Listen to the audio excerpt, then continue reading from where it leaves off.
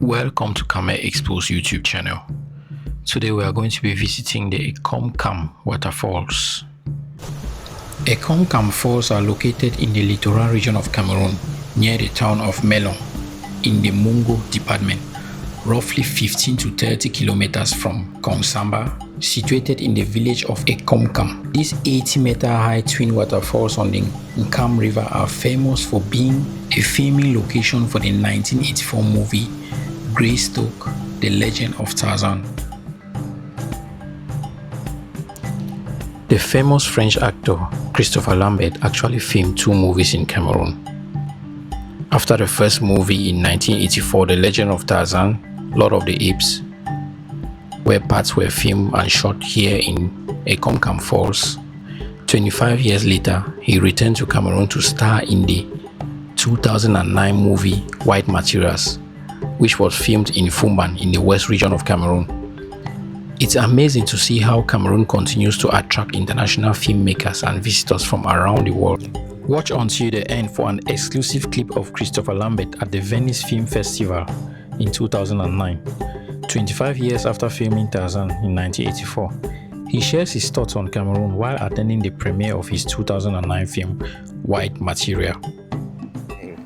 Is that coming back to exactly the same location, at least landing in the same location, because it was Douala 25 years later.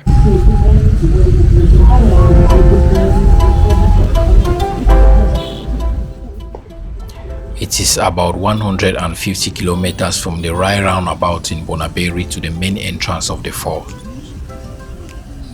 That is about 3 hours 25 minutes to 3 hours 30 minutes depending on traffic. Take note that Melon has no car park from Douala, so if you are not with a private car, the best place for you to easily get a car is around the Boulangerie de Rai, where you can easily hop into public transport vehicles heading to the west region of Cameroon, which at times can be a hassle, as most cars heading that way are either full or do so many stops along the way, thereby delaying your trip. From the entrance to the village of Ekom-Nkam is a distance of 9 kilometers, approximately 30 to 40 minutes drive. This 30 minutes can be scary if you are a solo tourist, and especially if you are heading there for your very first time, as you may experience travel anxiety or hodophobia. The road heading there is not tarred and a little bit bumpy, but it's a very scenic experience. The normal entrance fee for locals is 2,000 francs CFA, and for foreign nationals is 3,000 francs CFA. That's approximately $5 per person. If you have a camera, you will pay an extra fee of 500 francs, basically meaning to say if you want to take photos, because this 500 francs fees also counts for mobile phones. In case where you have a DSLR camera or anything similar, you have to pay an extra 10,000 francs CFA. Arriving the site after paying our entrance dues, we wasted no time arranging for a local guide to show us around. He led us through the key viewing points of the falls, from the breathtaking base, where the water crashes down with full force, to the upstream vantage point, offering a sweeping view of the cascade above. Throughout our tour, our guide shared a brief but fascinating history of this remarkable site and graciously answered every question we had. He spoke in French, so for everyone watching, we've added subtitles in both French and English, so be sure to keep an eye on those as you follow along. And now, welcome to one of Cameroon's most awe-inspiring natural wonders, the Ekom-Nkam Waterfalls.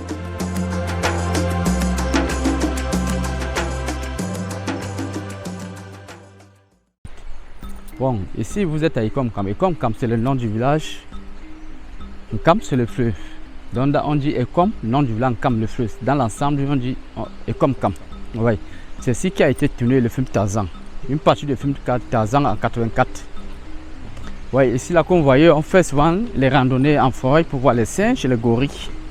Ouais, il faut marcher en forêt. Mais comme ils ne sont pas localisés, parfois on peut faire une balade comme ça. On ne les voit pas, ou on entend les cris, ou on fait balade inutile. Ouais. C'est ici qu'a été tourné Tarzan. Tarzan a fait son film ici en 84, j'ai d'abord parlé ça. Et il est revenu ici, ça fait presque 2 mois. Tarzan lui-même. On s'est filmé. Oui, il était ici, ça fait presque 2 mois. Moi-même, j'ai les photos comme je me suis filmé avec lui. Ouais. Et si vous voyez les suites de comme ça, c'est aussi un lieu là où on fait les sacrifices. Là où on fait les cérémonies dans le village Ekom-Nkam ici. Ça, c'est un lieu sacré où les villageois font les rites traditionnels une fois par an. Et vous voyez ces environnements au camping là, il y a les touristes qui viennent camper ici. Ils passent une nuit, ils mettent les tentes et ils passent une nuit. Ouais. Comment est-ce que l'endroit a changé depuis la visite de Tarzan? Depuis le film de Tarzan? C'est grâce à lui, moi, je dis merci, c'est grâce à lui que les chutes de Ekom-Nkam sont connues par rapport à son film et son tournage de film qu'il a fait ici.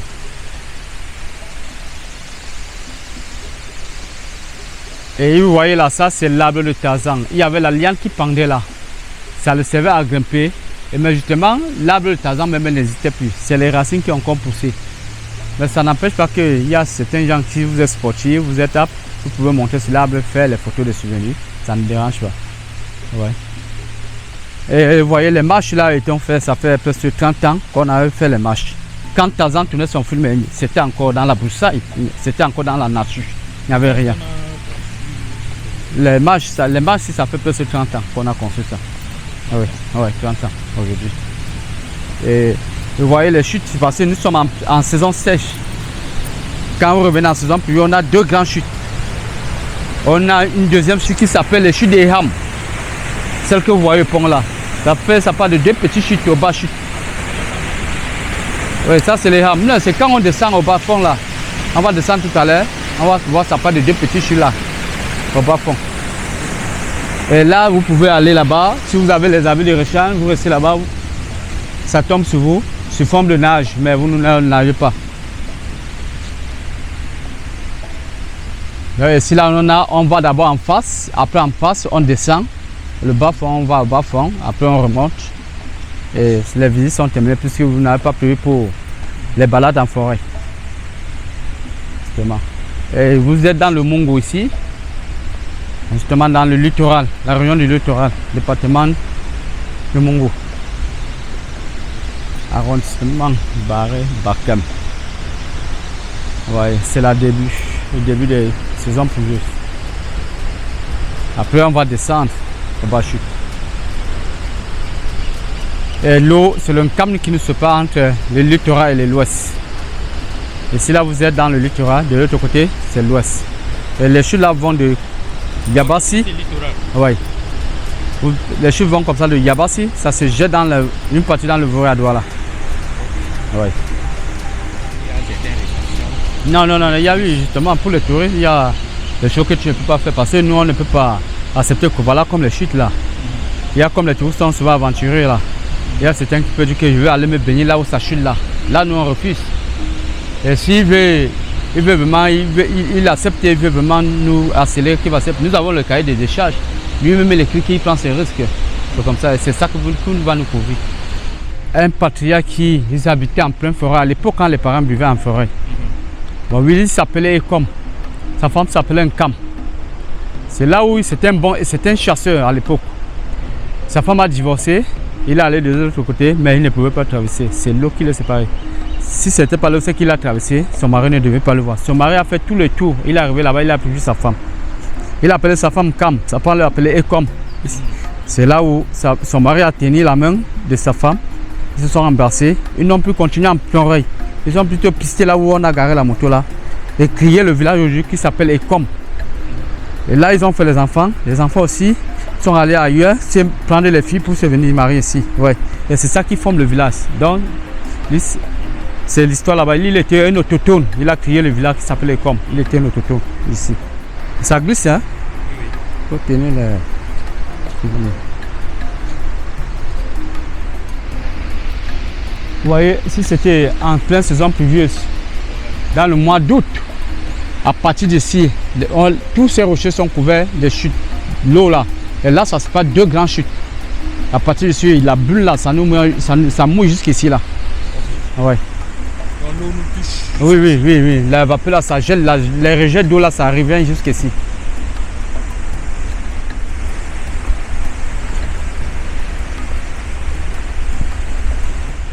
Constant traditionnel de chute, on fait souvent les danses ici, qui s'appelle le ngonon.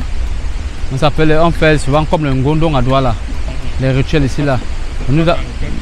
Non, ça se passe souvent dans le mois de décembre, chaque 22 décembre. On fait les rituels ici, oui. Justement. On part d'abord ici, après on va aller là-bas.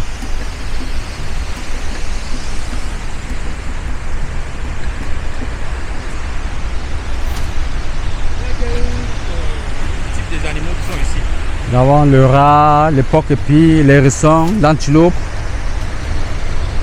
les rapamis. À l'heure, on ne peut pas y voir. Non, à l'heure, on ne peut pas voir. Il faut souvent chasser aussi, ou tendre les fils pour les attraper. Ouais. Il n'y a pas les singes. Il y a les singes, nous avons les singes. Nous avons aussi les gorilles. Ouais.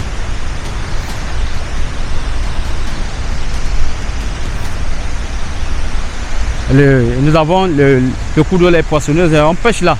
Il y a bien les poissons. Oui, il y a bien les poissons.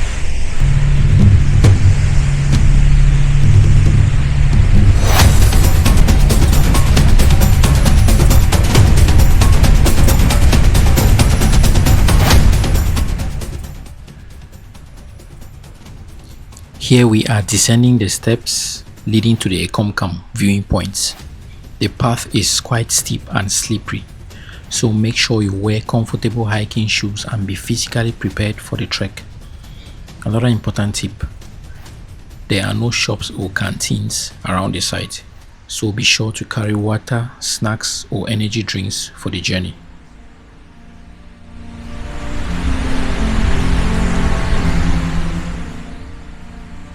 After about 30 minutes, we finally arrived at the viewing point of the waterfalls.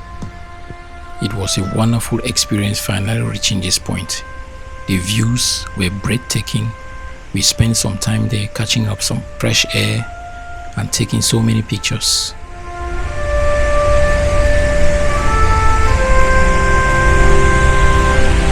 Et les touristes, quand ils arrivent ici, ils aiment tout rester avec surtout les guides. Soit il y a certains qui aiment faire la pêche de la ligne, soit on part en brousse faire la chasse, soit on se balade aussi dans la brousse comme ça là, pour se distraire aussi. Ouais, justement.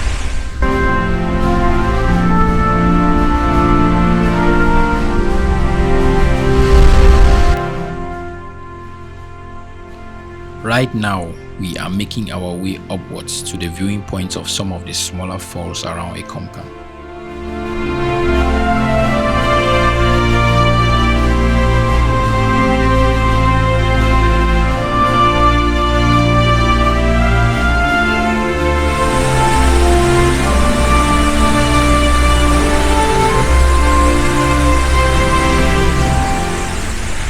At the moment, we are standing at the base of the falls, and as you can see, visitors are allowed to get very close to the water. Some tourists even go directly beneath the falls to experience the full power of the rushing water, take pictures, or enjoy a refreshing natural bath. The atmosphere here is simply beautiful, with the sound of the waterfalls and the fresh, natural surroundings creating an unforgettable experience for every visitor.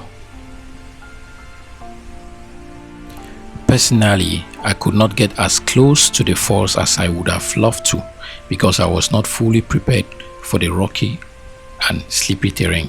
But honestly, even standing below and watching the powerful water crashing down was absolutely mesmerizing.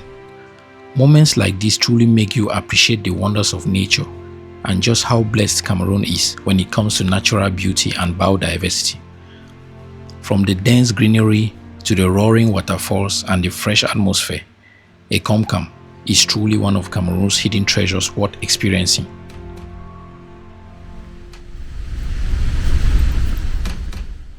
Our final destination is the brink of the falls, and this is exactly where we are heading to, as you can see.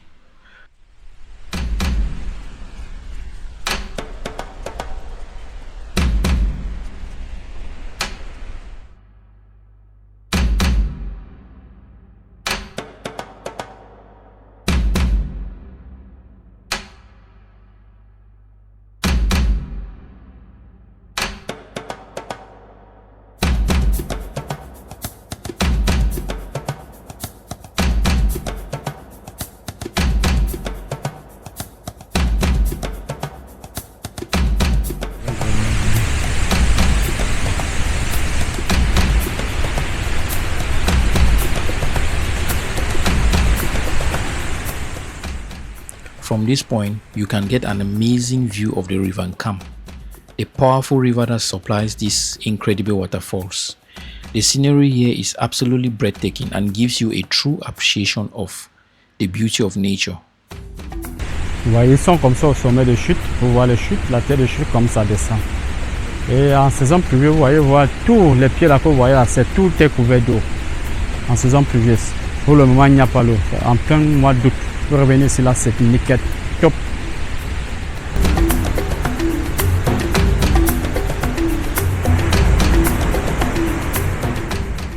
Upon arriving the Crest, we met some foreign tourists who have just reached the site as well.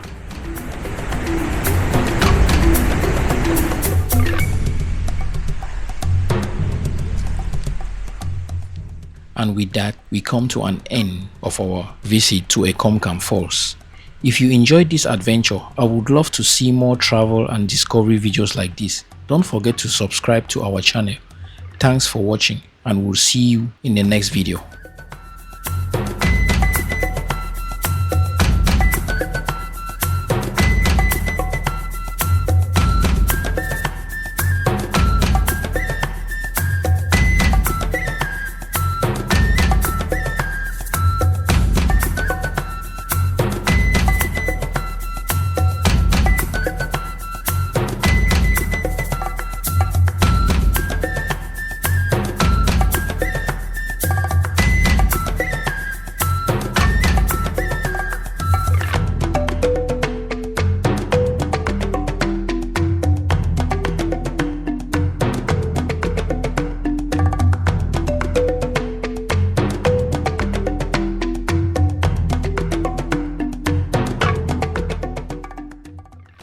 Been back to Africa this year. How is that? How's it changed for you personally? Unfortunately,